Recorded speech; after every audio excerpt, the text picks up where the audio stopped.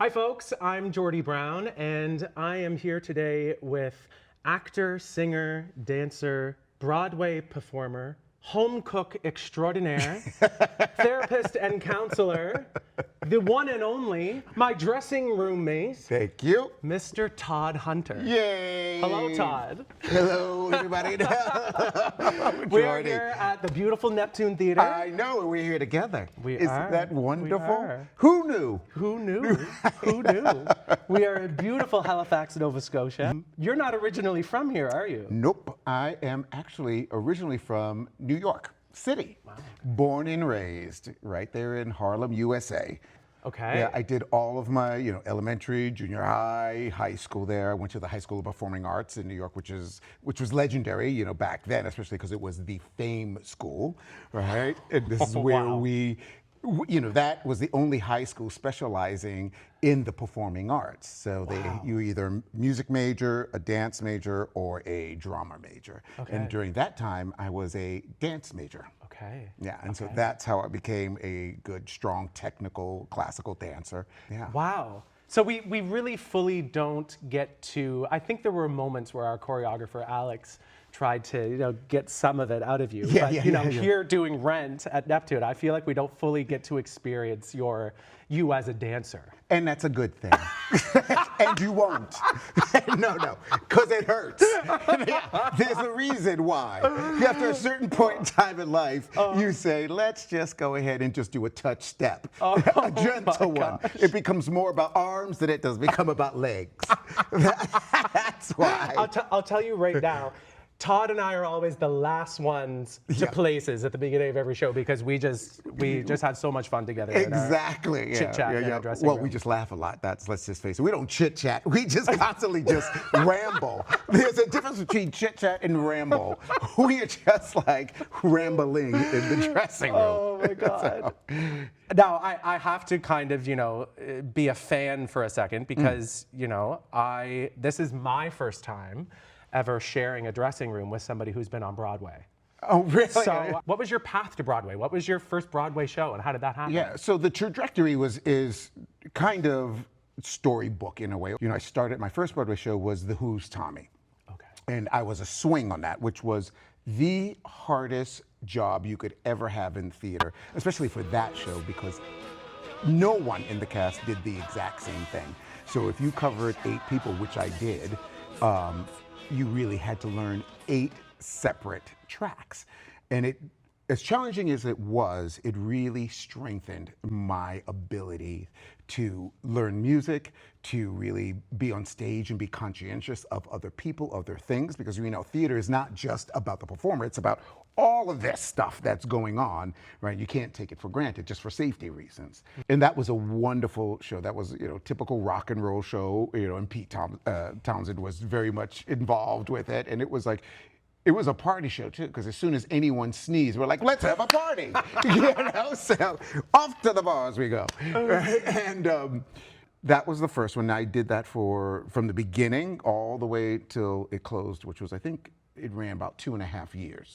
After that, a good friend of mine who is now a very famous director choreographer now, Rob Ashford, had called me and asked me if I would want to audition for Kiss of the Spider Woman. Oh, wow. And so, of course, I did.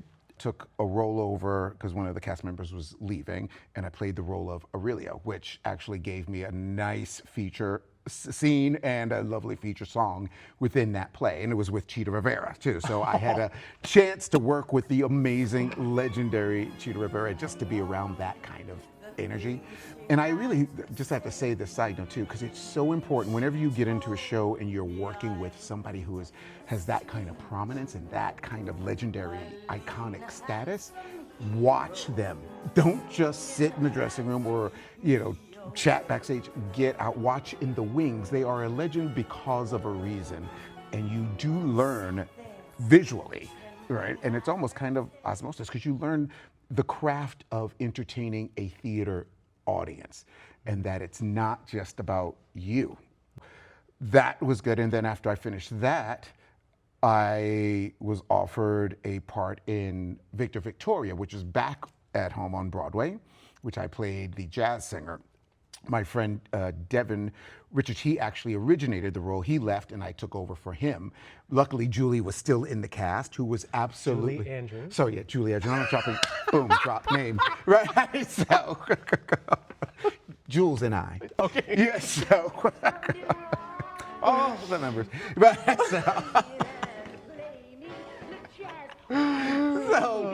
she was amazing. I mean, if you could imagine somebody of that status being so classy, so generous, so open, so embracing, it would be her. She is the quintessential star and beauty and humanness of a person.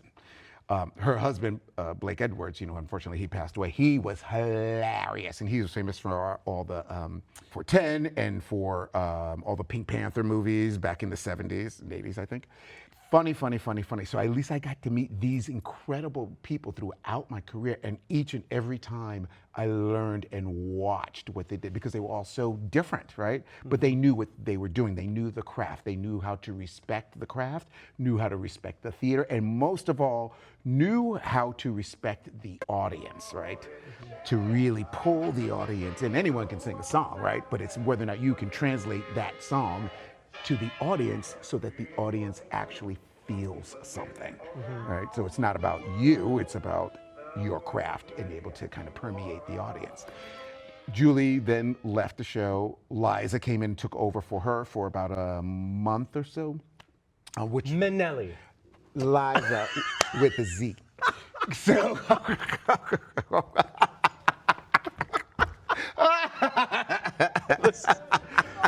Oh my. Yes.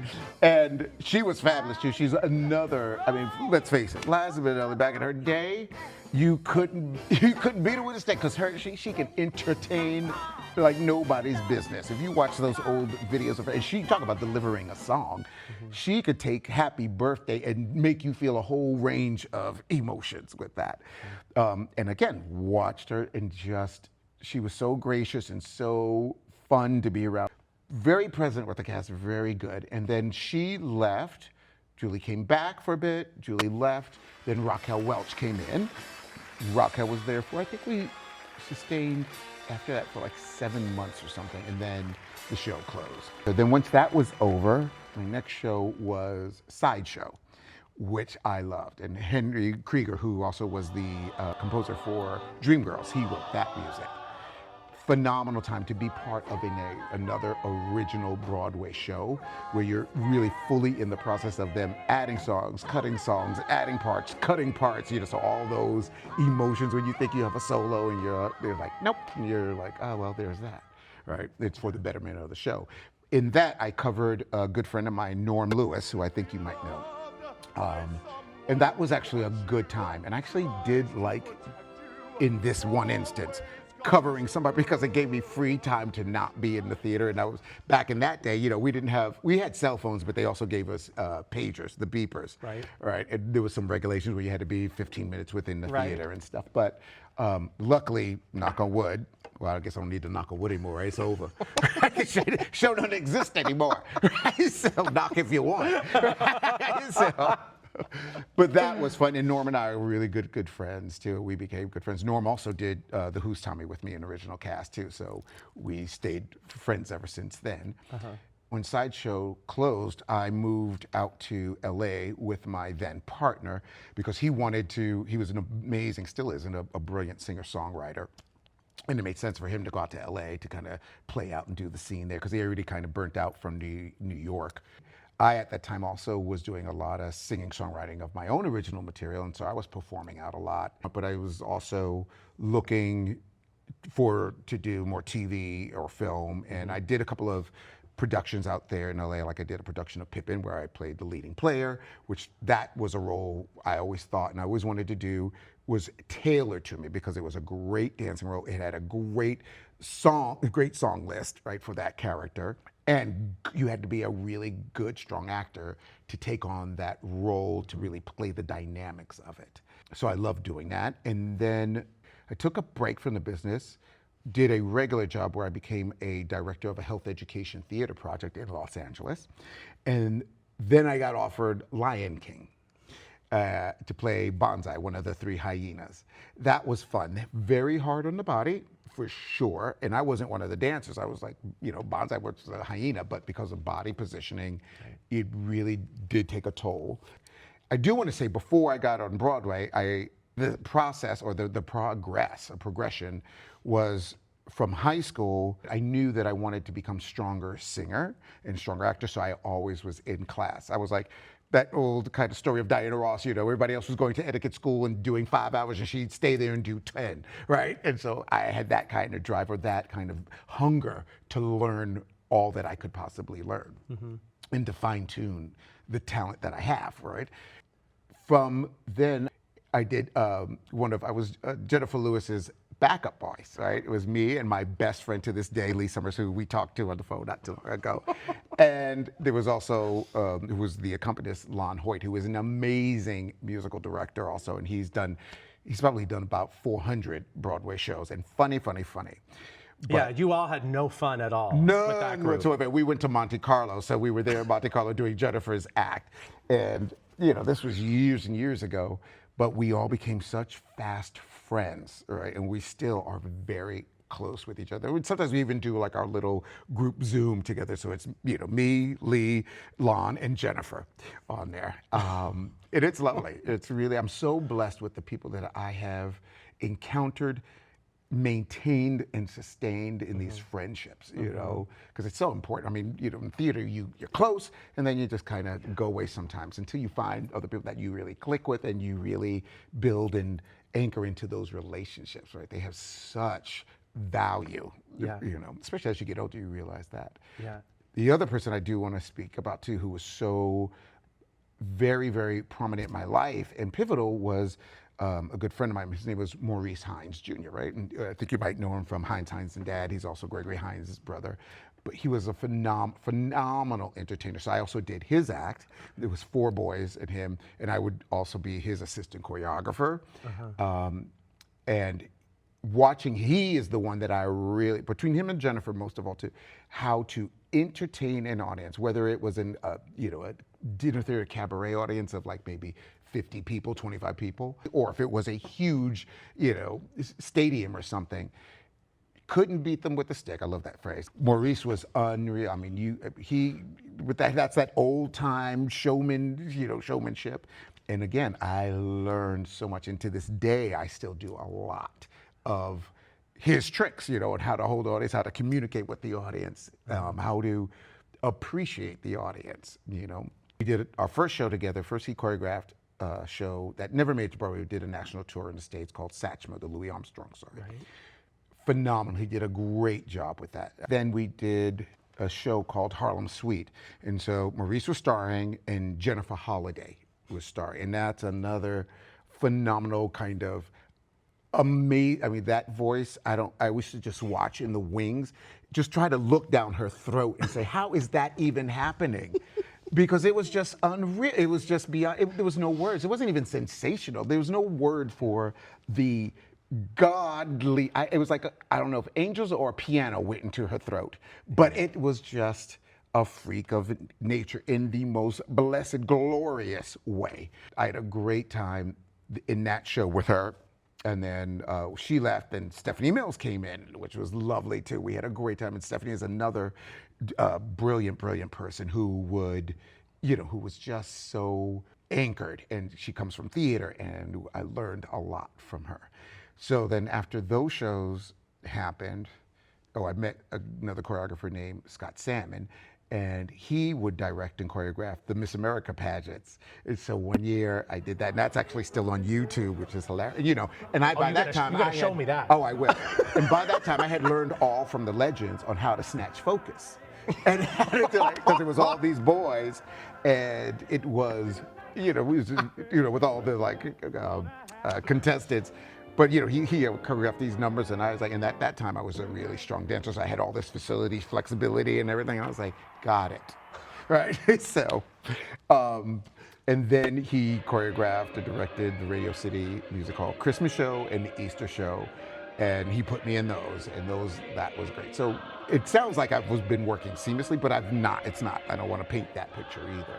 I was actually, it's like, you know, you have a show around a certain time, then you have nothing. Yeah. You have a show at a certain time, you have nothing. And even in LA is notorious for that, because you could get a series, and you could be on it for like a year or two and then have nothing for 10. Right? And people think, oh, well, you've been a lead on the series. Or when you get a pilot, you think, oh, yes, it's going to run, right? Because you do a pilot. And then, you know, people in the producer seat say, no, we're good. You know, or network say, no, it's not good enough. Just when you know, anchor all your dreams and hopes and you're at the car dealership saying, like, I'll take that new Mercedes now that I have a pilot. You're like, you better wait till you get about 18 episodes under your belt, right? So, and then I was also lucky and fortunate enough to, from that time that I was doing Pippin in LA, to do, to land a recurring role on General Hospital. And then a couple of years later, was able to get a recurring role on Bold and the Beautiful. So, but again, those were lovely pieces, short times, but cherished times. Learned a lot about, you know, what it means to be on TV, and just kind of angles, especially the soap world is different with how they film, you know, and it's quick, you know, and if you're not, and I was, like I said, I was recurring, not a contract. If you're recurring, you know, you've got to be on your stuff, on your gig, and yeah. So I guess I'm curious, you know, you've talked about all of these stars, frankly, that you've worked with and that you've looked up to and had the chance to learn from. I guess I'm curious if you can identify a moment where you felt a shift, where you became the person that people might be looking up to in a company. I hope it's all the time when I'm in a company that has younger people than me, you know, that they actually are absorbing, you know, because I am giving what I have learned from the legends out there, and that they are, I hope, my own hope is that when somebody is in theater as a performer, that they too have that hunger to improve and to better themselves, and that they're not satisfied. Like, I've never been satisfied with my ability, my performance. I'm always looking for new nuances, right? And each show, somebody told me this a long time ago, I forgot if it was an acting teacher, every show should be different. You should find like little morsels, little nuggets of like, oh, that's why that happens, or something, right, to keep it. So it's not just stagnant, right? It comes to life every time. Sure, there's consistency, right?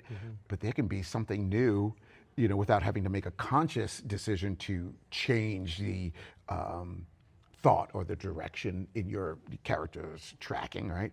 But they're like, oh, right, that makes sense, or this, why would I be doing that right now? Or, you know, to challenge yourself. Back in my old, in undergrad, which I went to the University of Montana, I wasn't a theater major there, but I would actually go and do things and do talks to their theater department, to the students. And I would actually do some shows with them, right?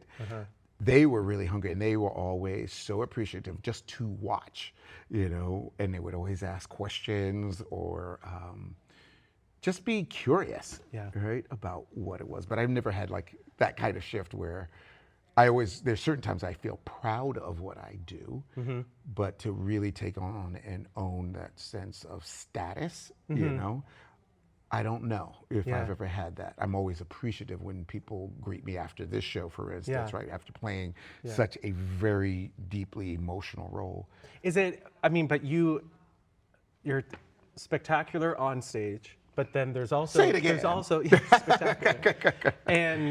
But then there's also you professionally off stage as well, as, you know, just the way that you carry yourself, and you're a team player, and you're kind, and you know, I feel like you always look out for others. And so I guess, is that part of what motivates that, as far as like, you know, there are younger people who might be looking up to you? Like, does that influence some of how you carry yourself? I think so. I learned a long time ago, behavior backstage, right, is just as important as behavior on the stage, right? And that's why we have, you know, we have rules, you know, around that. And if, you know, some places like in New York, you break those rules backstage, you know, you get some old doll slicing and dicing you. You wonder what happened, right, while you're sitting in a pool of blood and tears, right? That's because you said the wrong thing at the wrong time.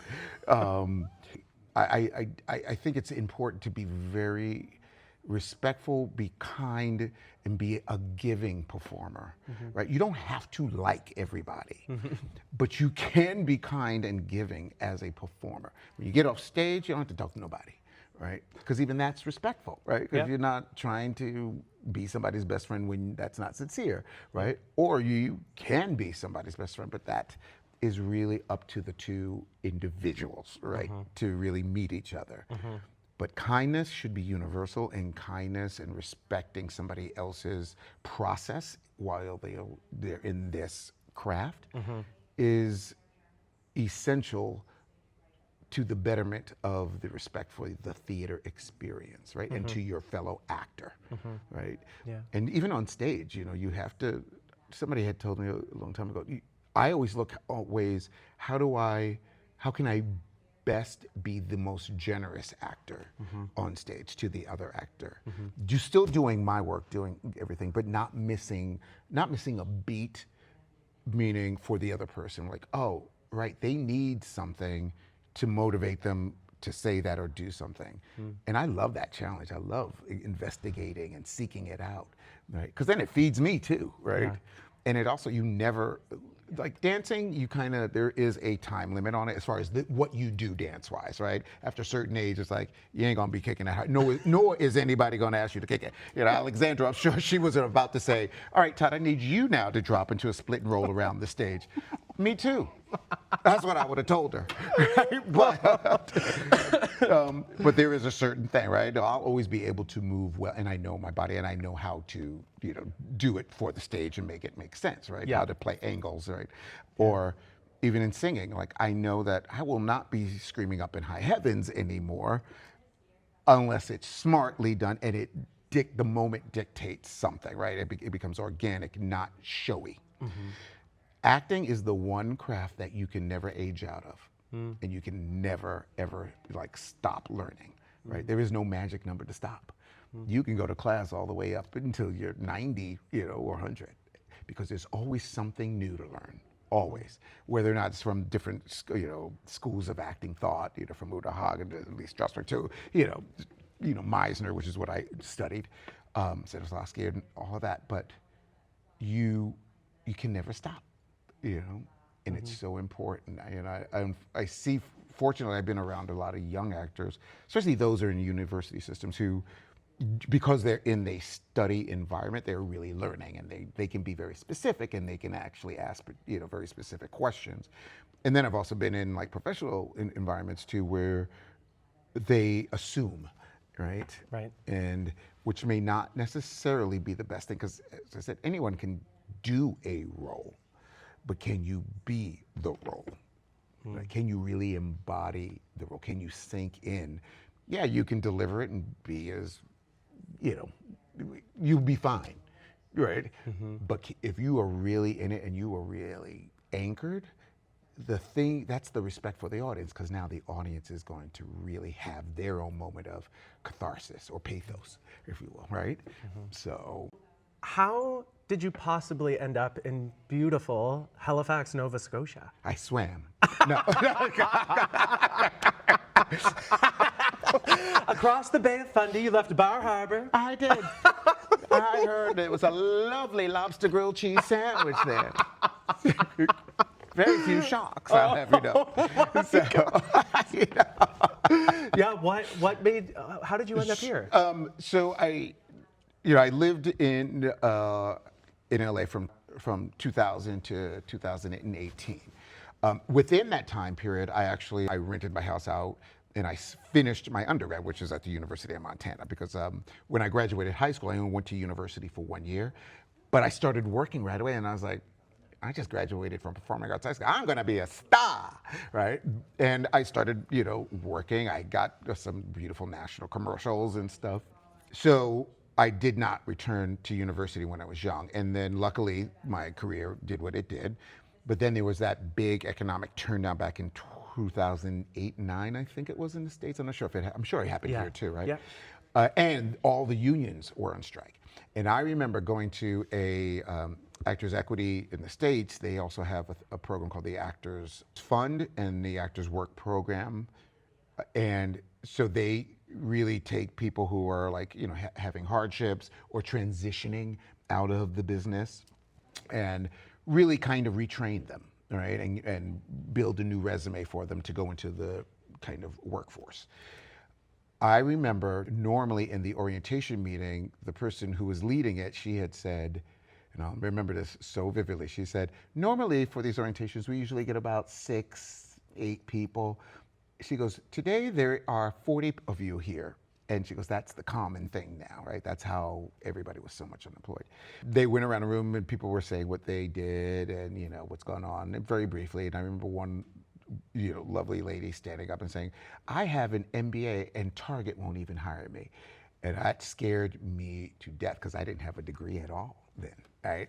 And I was like, I better do something. And I went back to school. I went to Santa Monica Community College, did all my gen eds, and then transferred from there to University of Montana in Missoula. And then once I finished my undergrad, I really got the study academic bug and went to Antioch University in Los Angeles and obtained my first master's, which was in urban sustainability.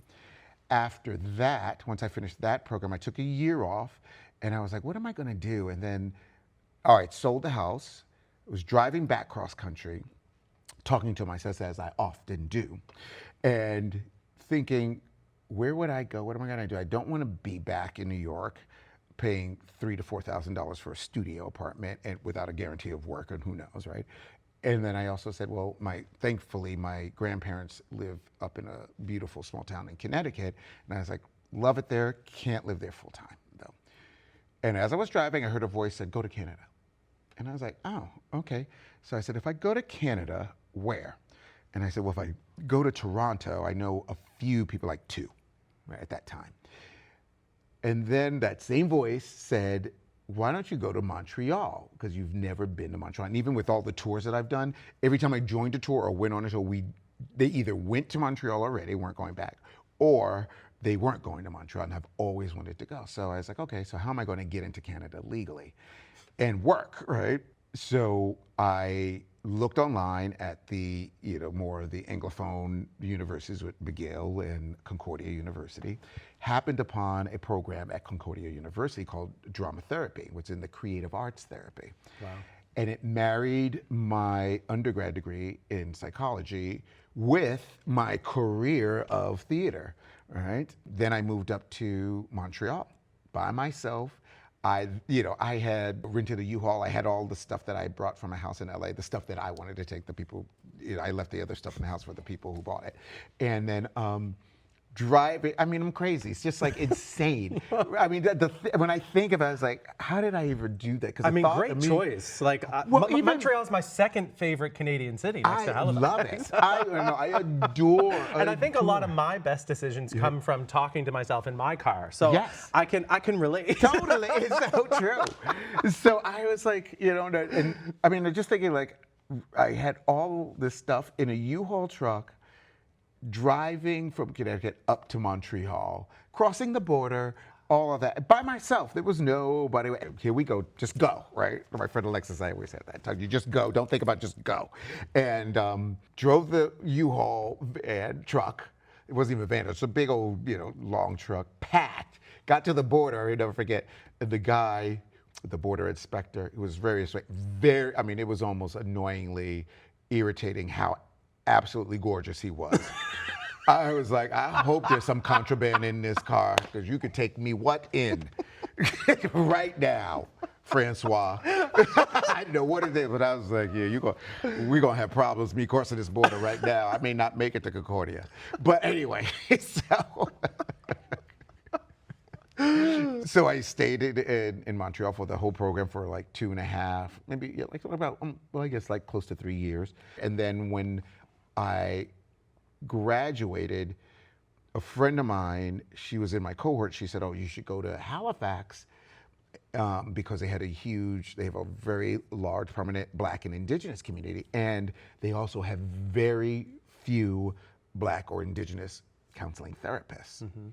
So I was like, well, that's good to know in a way, because there's a niche that needs to be filled, right? There's a gap. And I kind of hit the ground running. I had my work permit. Started my, figured out how to do my private practice, licensing and all of that. And I came and introduced myself to the Neptune Theatre too, because I was like, that's that New Yorker in me, like hustle, hustle, hustle, And then I did a production here, Alice in Pantalan at first.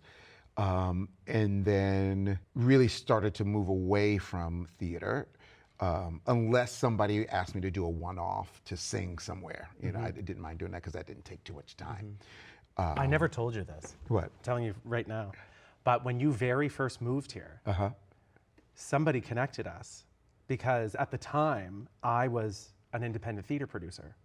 Oh, get out. You emailed me and introduced yourself to me. Did I really? Telling me that you had worked on Broadway and all the things. Oh my gosh. And I was like, yeah, sure. Who's this guy? Get out! Oh my gosh. But I can't. You didn't email back? I hope I did. I don't remember. I'm gonna check. I hope I did. I'm going to But fully at the time, I myself was kind of transitioning away from theater because I was quite burnt out, and so I didn't have any projects coming up. And I thought, yeah, sure. I'll nice to meet you. But if you wrote back, but I don't I'm gonna check when I get downstairs. I know, but it's That's just hilarious. it's so funny. It was because honestly, your story was unbelievable to me that you ended up here. Yeah. And so I was just like, how is this possible? I know. And so anyhow, That's true, I never told you that. We've been in the same dressing room for funny. months now, and I've never told you that. That is so funny. But I can remember. totally see the kind of mistrusted, like, oh, who's this guy? Kind of, because I've seen people say, oh yeah, I've been on Broadway. I'm like, you didn't go on Broadway, you walked by it. So you smelled it. You hummed a tune while walking past the theater, and I get it, So, and it is a strange leap to go from New York, L.A., Italy, to. Montreal and then Halifax. Yeah. Everybody always is like, what are you doing?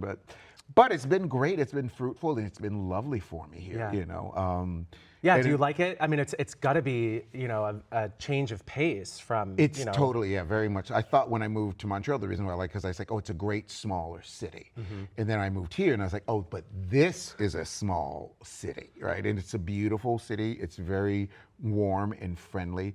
It does take a little time to anchor into quality relationships, friendships. Yeah. And that I find with, being as a therapist and seeing, working with students who are international, everybody says the same thing. It's really hard if you come from a way to be kind of integrated into these kind of little communities, right? Or groups of people. They love you to be kind. They'll even build you a wing on your house. Yeah. But ask them for coffee, Yeah. No, that's interesting that there is a difference, right? Huge. Because Maritimers are known for being friendly and welcoming, Extremely. but there's a difference between that and integrating. And then, like making real connections. But so that's how I made my leap here to Halifax, because it wasn't to come here to do theater. It was literally to anchor and start my private practice and to find a steady job. Yeah. And luckily I've done them all, or I'm doing them all, and still being able to feed my creative side. And I find that is the mental health sustainability, to be able to keep your creative side alive, at least for me. And because in my position, all I do is pour out, right? I give, I listen, and I, help, and hopefully I am thoughtful in what I offer clients on how to think about things differently, not to fix, not to tell, but that's pouring out. Right? The one thing that the theater does is that you pour out and they pour back immediately. So when you get those tears, or when I get those tears and hear them and sobbing in the audience, or when I hear the laughs, but most of all, when you get those applause, that's immediate, fill up my cup, and I need that for sure, It's not only just my ego, it's really just my spirit. That feels good to my spirit, and that's what has been allowing me, even as tiring as it can be, and even as emotionally draining as it can be with this role, I still get filled up. My cup runneth over, right? So I'm so grateful for that. So, you just said a few years ago you were kind of transitioning away from theater and the arts, and yet here we are. Here we are now in 2026. Yeah. Collins and Mark Yes. in Rent Yes. during the 30th anniversary year Yes, of I Rent know. at Neptune. Yep. In this beautiful production.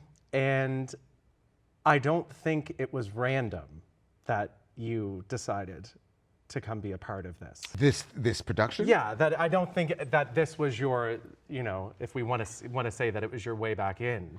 No. I don't think it was a decision you took lightly. No, for sure. And it was, I guess, the divine order that everything worked out. It was just so serendipitous, I guess, right? In the way that everything just kind of flowed. When Jeremy called and asked if I'm still interested in doing theater and if I would do this. And I really kind of, as I told him, and then I think I told the group on our first day rehearsal, I kind of avoided doing this show and doing this role because it's very close to my authentic lived experience. And because I was there during that time, right? And that's the authenticity for me. The lived experience of actually having a partner, watching them die, and die through AIDS, is pretty traumatizing. And then I get to do that, live that trauma every night, 8 shows a week, And so there is a process and there is a catharsis, I guess, with it. But it does take a toll, and trust me, and I'm in the dressing room every night looking at my face and saying, is this aging me? But yeah, it's being the only cast member really who has the authentic lived experience. I tried to bring that to not only the work, but to my fellow cast members so that it's not just played at, that people aren't just kind of manufacturing a response or an emotion, but it is such a treasured, very profound piece of theater, profound piece of work that it demands that kind of respect, and I kind of wish that was capitalized on a little more of my position of, like I said, being the sole person who has that authentic lived experience to tell about, well, what was that time in New York? Because I was there in New York. All the stuff that's going on, all the things, the reference when you say, CBGB's in the pyramid, I remember it well being there, There's nothing, Life Cafe, all of that, I remember that's where we were, right? Yeah. We were so, you said you talked a little bit about it on day one of rehearsal, and how fortunate we all were, frankly, that you were open enough to share that. Because just what a great reality check for all of us. The rest of us have the privilege of perhaps forgetting that all of this was very, very real. Oh yeah. But for you, this is, your lived experience. It's genuine, right? Yeah. It's not, it ain't a film. Yeah. It really was a time where people, you literally every day you were losing, not maybe you're lucky one, but you would always, especially in theater, or in the dance world or something, you always hearing about, oh, so-and-so, oh, and so-and-so, oh, and so-and-so's gone. And it was not a pretty death at all, it was pretty depleting to watch your friends or people, acquaintances. That's why you be in dance class and you're like, well, what happened to, to Joe or, or whoever? Oh, they're in the hospital. Okay. Oh, what happened? How are they doing? Oh, they passed, And there's some dancers I know, I still see them who are on Fame, the TV series, good friend of mine, Adrian Rosario, who was a beautiful dancer, fun and sweet and gorgeous, man. And he died, and last thing he suffered with was, KS, and it was not lovely. And then when my partner passed, that was definitely not fun, the emotional toll. And I was young, we had a big age difference. But I swear to this day, I would do it all over again, because I learned so much. I learned what love is from that man. And he was so good and so smart and so, I was young. When we first met, I was 22, right? And he was definitely much older, but just loving and giving and fun. And we had a good 2 years before he started getting sick. And then those last 3 years, 4 years, you know, and he would call it the slippery slope. It was just one thing after another, and you kind of come back. And back then, the science wasn't there like it is now, you know, to sustain people longer, or even put them back in some sense of recovery. You know, then the mind goes, and then you're just there in the hospital and you're visiting. So that scene that I do with Angel is so visceral for me, because I know what that's like to see somebody coughing and rushing to the side and then trying to help them up, and you're just doing things. The helping them up is not just to help them up. It's like you're kind of affirming that, hey, you're still here, you're still alive. Let's do something that you used to do when you were well. Something that simple and basic. Yeah, those moments was. It really sticks out to me that you said, well, just you saying you would do it all over again, and to say that about something that, you know, was such a devastating heartbreak.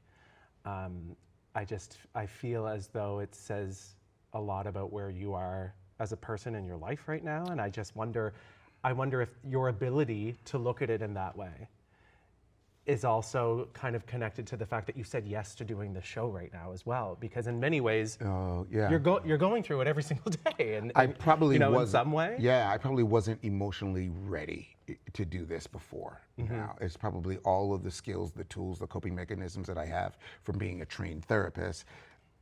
Maybe, I'm hoping, I don't know. You know, I'm not necessarily going home and doing some major ritual or anything.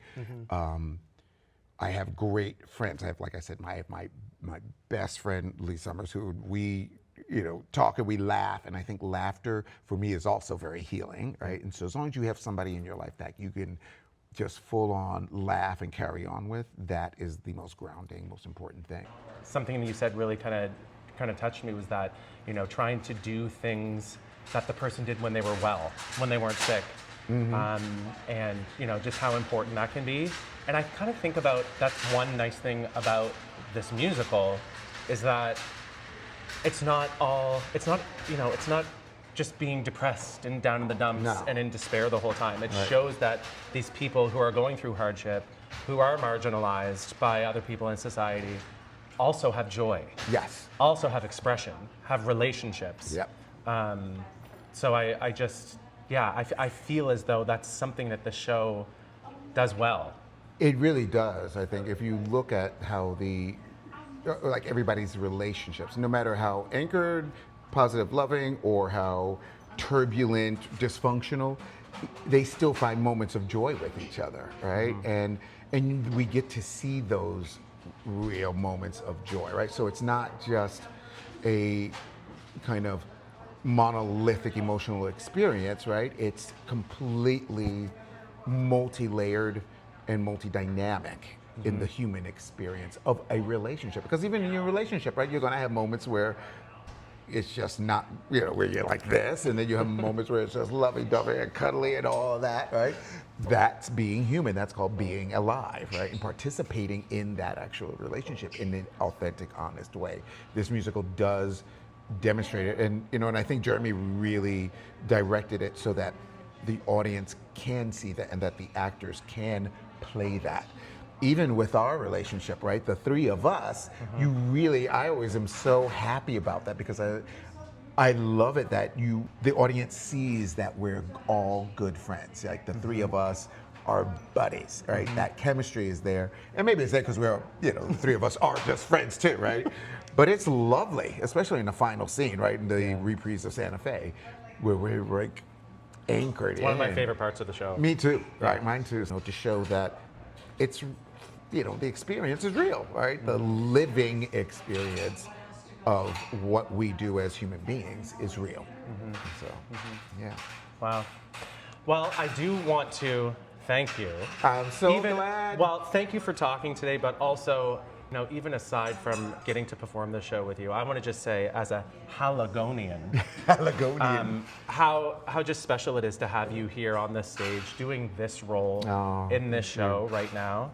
Even if I wasn't in the show, the fact that I would have the opportunity to come watch the show and watch you do what I make us- do. Oh my God! Like no, it's so special, and I think thank you know you. that, but it is really, really, really special, and thank you for all of this incredible run and incredible laughs in our dressing room. That's what really brings me joy is the relationships we have off stage and the silliness, right? That's where I live. I'm very professional, but my level of concentration is this thin.